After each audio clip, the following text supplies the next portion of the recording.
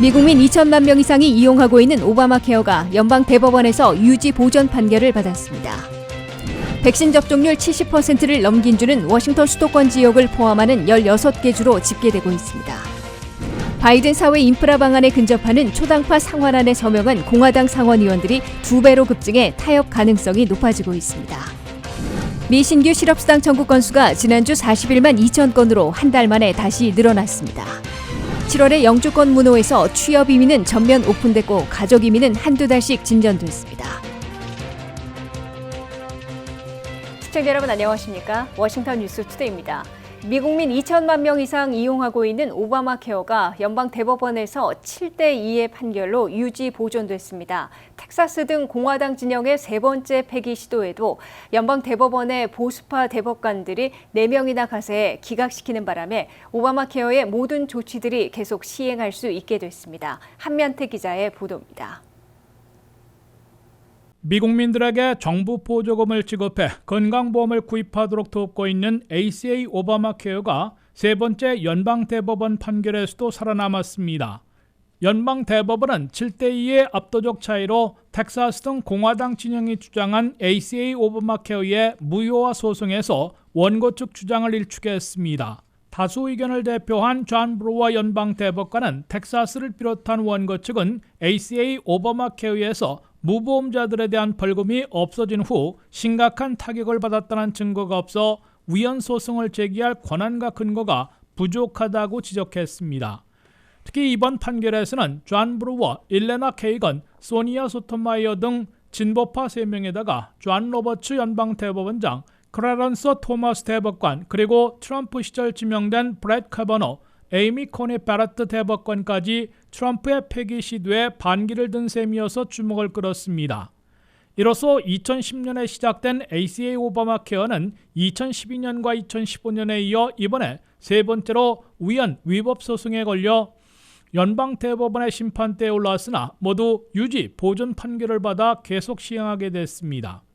매달 보험료를 충당해주는 정부 보조금, 기존 병력자들도 보험에 들 수 있는 보호조항, 2017년부터 없어진 무보험자 벌금, 메디케이드 확장 등 오바마 케어 핵심 조치들이 변함없이 유지됩니다.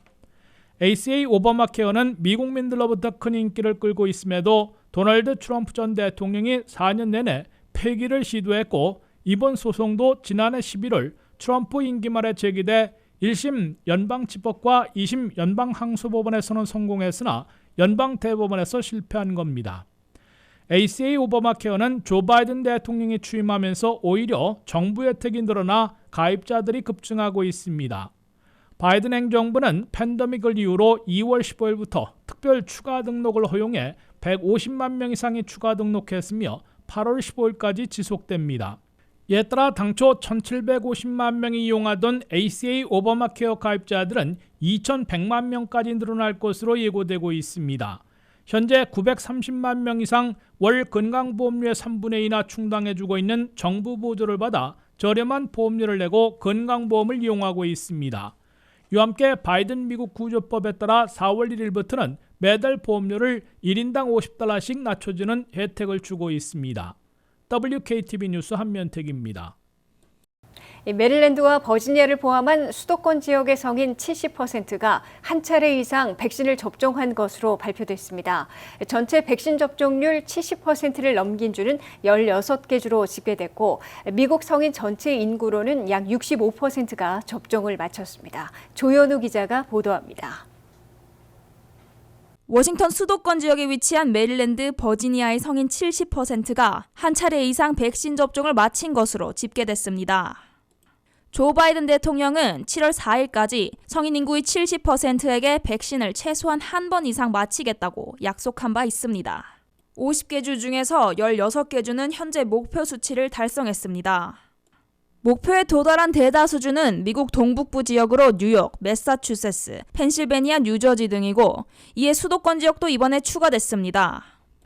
백신 접종률이 가장 높은 버몬트주의 성인은 무려 84%나 한 차례 이상 예방접종을 맞았습니다. 버몬트주는 높은 접종률로 일일 평균 확진자 7명, 일일 평균 입원수 1명, 일일 평균 사망자는 아예 없는 것으로 코로나 사태가 거의 완화되었음을 보여주고 있습니다. 70% 수치를 넘긴 일리노이, 워싱턴 DC 그리고 뉴욕은 지난 2주 동안 확진자 수가 40% 이상 줄었습니다. 반면 여전히 접종을 꺼려하는 동남부주의 미시시피, 루이지애나, 앨리바마 등의 성인 접종률은 50%도 채 되지 않습니다. 미국에서 접종률이 가장 낮은 미시시피의 경우 일일 평균 확진자 118명, 일일 평균 입원수 184명, 일일 평균 사망자는 약 3명으로 버몬트주와는 상반되는 상황입니다. 백신 접종 중요성이 수치로 입증되고 있는 가운데 미국 전체 성인 인구 접종률은 약 65%로 바이든 대통령이 지향하는 수치보다 약 5% 모자란 상황입니다.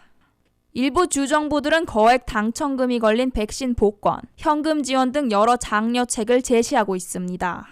조 바이든 대통령은 기간 내에 목표를 달성하지 못해도 계획을 계속 추진할 것이라는 의사를 밝혔습니다. WKTV 뉴스 조현우입니다. 바이든 사회 인프라 방안과 근접하는 초당파 상원안에 지지 서명하고 나선 공화당 상원의원들이 11명으로 2배로 급증해 타협 가능성이 높아지고 있습니다. 공화당 상원의원 11명과 민주당 상원의원 10명 등 21명이나 지지 서명하고 나섰는데요. 이는 상원 60표 장벽을 넘을 수 있는 지지세이기 때문에 바이든 백악관과 일주일 협상에 돌입할 것으로 보입니다. 한면태 기자가 보도합니다. 바이든 사회 인프라 방안을 초당적 타협안으로 추진해야 한다는 공화민주양당 상원의원들이 21명으로 2배 이상 급증해 처음으로 타협에 성공할지 주목되고 있습니다. 특히 초당파 상원안에 지지 서명한 공화당 상원의원들이 당초 5명에서 11명으로 민주당 상원의원들은 5명에서 10명으로 동시에 2배 늘었습니다. 양당 상원의원 21명이나 지지 서명한 초당파 상원안은 도로와 교량, 철도와 대중교통 등 사회 기반 시설, 시골지역 초고속 인터넷, 상수도 등을 개선하는 데 8년간 1조 2천억 달러를 투입하자고 제안하고 있습니다. 특히 기존의 교통 개선 예산 이외에 신규 시설 투자 예산으로 5,790억 달러를 잡아 바이든 대통령의 마지노선인 6천억 달러와 근접하고 있습니다. 이에 따라 앞으로 일주일간의 집중 협상에서는 아직 격차를 보이고 있는 재원 마련 방안에서 공통 분모를 찾는 데 주력하게 될 것으로 보입니다. 초당파 상원안은 세금 인상 없이 코로나 구호 패키지에서 사용하지 못한 지원금을 전용해 쓰고 지역 정부가 채권 발행에 충당하도록 허용하는 방안을 내놓고 있습니다. 이에 비해 바이든 백악관은 아직 법인세 21%를 28%는 아니더라도 25%로 올리는 대신에 휘발유세 물가 인상률 연동과 전기차 수수료 부과 등에는 서민 세금 인상이라며 반대하고 있습니다. 초당파 상원의원들은 휘발유세 물가 인상률 연동과 전기차 수수료 부과를 제외할 용의를 밝히고 있어 양측이 지지하는 재원 마련 방안에 합의할지 주시되고 있습니다. 하지만 백악관과 초당파 상원의원들이 타협하게 되면 민주당 내 진보파 상하원 의원들이 대거 이탈할 위험도 있어 바이든 대통령을 쉽지 않은 코너로 내몰고 있습니다. 버니 샌더스 상원 예산위원장, 론 라이든 상원 참모위원장 등 핵심 위원장급 진보파 상원 지도부는 초당파 상원안에는 클린 에너지 확대와 소득 불균형 개선을 지원하는 조치들이 빠져 있다며 이를 포함하지 않으면 반대할 것이라고 경고하고 있습니다. 민주당 최고 지도부는 연방 상원에서 60표 장벽을 넘을 수 있는 타협안에 성공하면 바이든 인프라 방안 중에 1조 달러대로 축소한 사회 인프라 방안부터 초당적으로 합의 처리하고 추가 현금 지원, 차일드 케어 확대, 무상교육 등을 담은 보다 큰 규모의 인적 인프라 가족 방안은 올가을에 독자 가결하게 될 것으로 예상됩니다. WKTV 뉴스 한면택입니다. 미 전역에서 새로 신청한 신규 실업수당 청구 건수가 지난주 41만 2천 건으로 한 달 만에 다시 늘어나 고용이 아직도 불안한 상황임을 보여주고 있습니다. 반면 실업수당을 받고 있는 실직자들은 전체 1,482만 9천 명으로 56만 명 줄어들었고 연방 실업수당의 조기 종료로 계속 감소할 것으로 예고되고 있습니다. 미국의 고용지표 가운데 하나인 신규 실업수당 청구 건수가 한 달 만에 처음으로 증가세로 돌아서 불안감을 안겨주고 있습니다. 미 전역에서 지난주 신청한 신규 실업수당 청구 건수는 41만 2천 건으로 연방 노동부가 집계했습니다. 이는 전주에 37만 5천 건에서 3만 7천 건 늘어나며 다시 40만 건 이상으로 증가한 것입니다. 특히 5월 1일 이후 매주 이어져 온 감소세가 끝난 것이자 4월 1일에 한 달여 만에 처음으로 다시 증가세로 후퇴한 것입니다. 워싱턴 수도권 지역에서는 메릴랜드에서 9,650건이 청구돼 전주에 비해 1,000건 늘어났고 버지니아는 8,500여 건으로 1,300건 증가했습니다.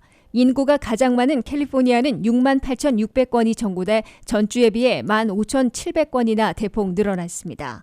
펜실베니아는 2만 9,300건으로 한 주 만에 가장 많은 2만 1,600건이나 급증했습니다. 켄터키는 15,100건으로 한꺼번에 9,100건이나 큰 폭으로 늘어났습니다. 텍사스는 2만 1,000건으로 2,100건 늘어났고 뉴욕은 19,000건으로 370건 소폭 증가했습니다. 플로리다는 8,900건으로 2,300건 늘어난 반면 조지아는 2만 1,800건이나 청구됐으나 전주에 비하면 460건 줄어들었습니다. 이와 함께 신규 신청보다는 늦게 집계되고 있는 실업수당을 받고 있는 실직자들은 전체 1,482만 9천 명으로 전주보다 56만 명이나 감소했습니다. 주별 고용보험으로 지급하고 있는 레귤러 실업수당은 331만 명으로 16만 7천 명 줄어들었습니다. 자영업자, 임시직들이 받고 있는 연방실업수당 PUA는 612만 명으로 25만 4천 명 감소했습니다.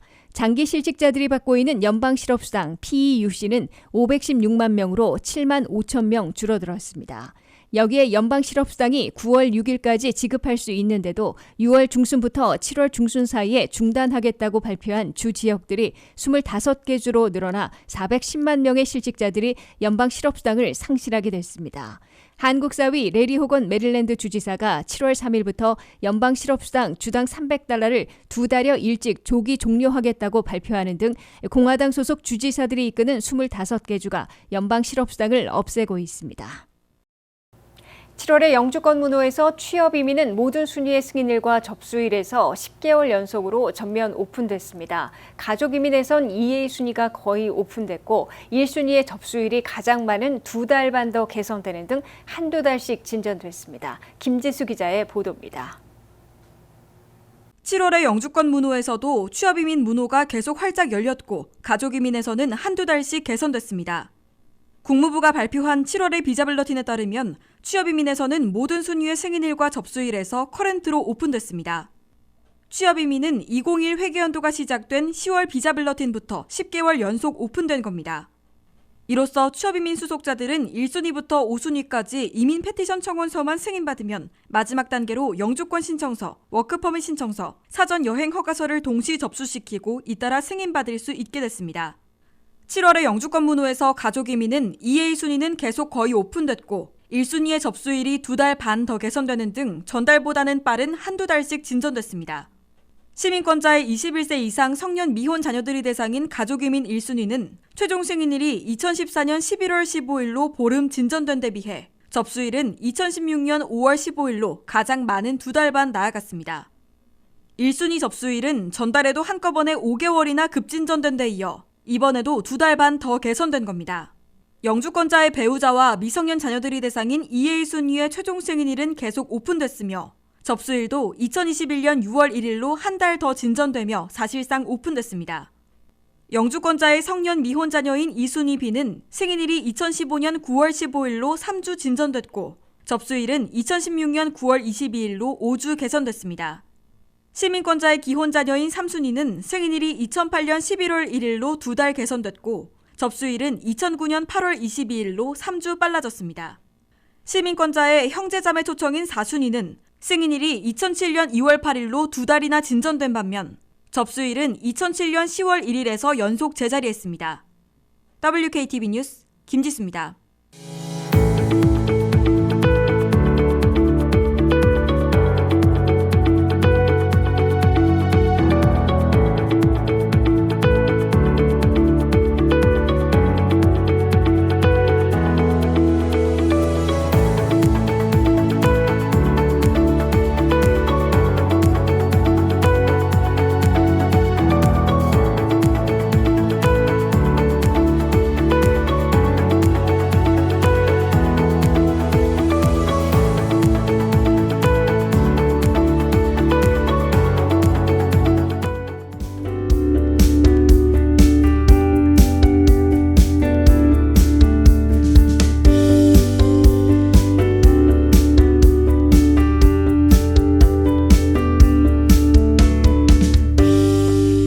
워싱턴 뉴스투데이를 마치겠습니다. 시청해주신 여러분 고맙습니다.